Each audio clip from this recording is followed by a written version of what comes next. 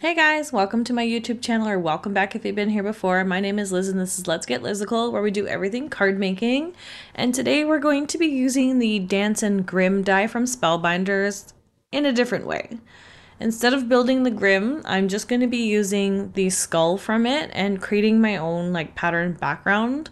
I did the majority of the work off screen because you don't need to see me sit here and cut out a dozen skulls. It takes time. And a lot of effort because the pieces were getting stuck in the die, so I was having to poke through all of these through the metal. But it was worth it. I like the way this card turned out. It's pretty cute. I probably could have fit more skulls in the background, but I didn't want to cut anymore, so I ended up, just spacing them out a little bit more so it was a little less busy.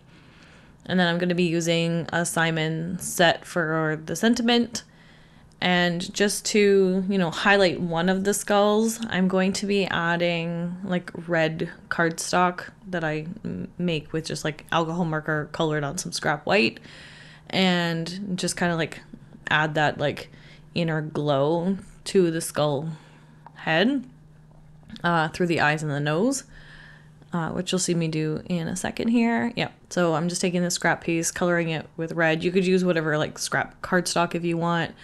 This was just quick and easy and within reach, so that's what I did.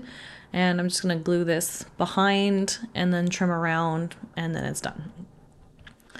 And then I spend most of the time probably just gluing these to the paper, repositioning them as I'm going, and making sure that the layout is good.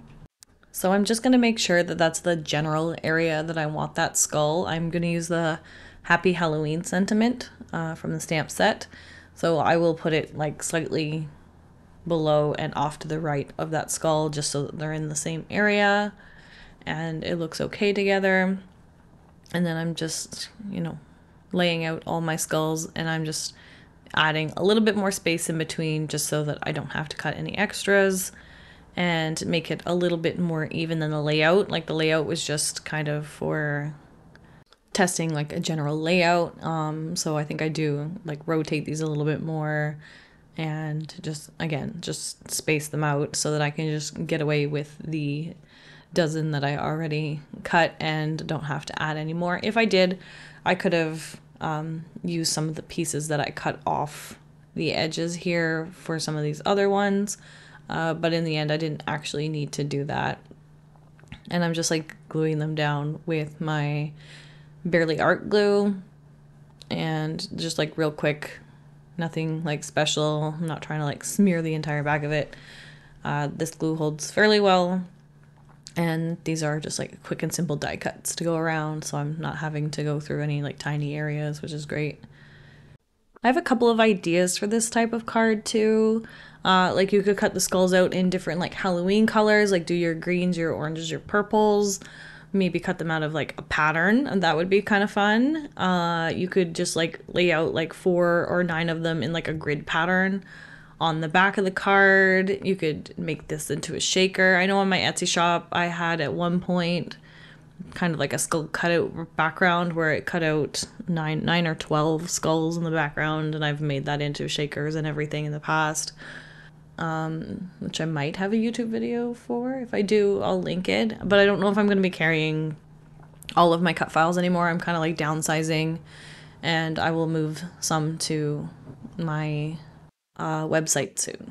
I was also thinking of actually putting my stamps and dies as well on my Etsy shop, just as another selling avenue that more people might have reach to for now, and then maybe I can take them down after. But let me know if you guys prefer ordering from Etsy. It does have a little bit of a extra cost to it, but I can definitely make that work if anyone would prefer. Just let me know down in the comments. Do you prefer ordering through Etsy, or would you prefer ordering just directly from the website?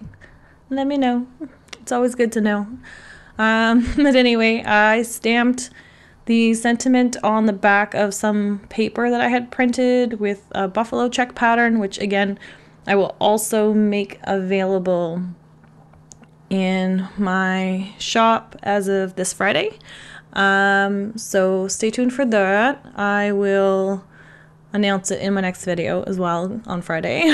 But it'll be like a digital download where you can print on any colored cardstock as long as your printer allows the thickness of it.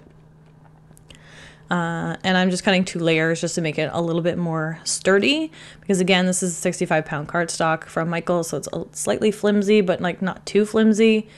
So adding 1 more layer just gives it a bit of stability, because I will be gluing this across the gap of the skulls, even though they're only 1 layer. I was debating on doing 2, but I really didn't want to cut 24 of these individually.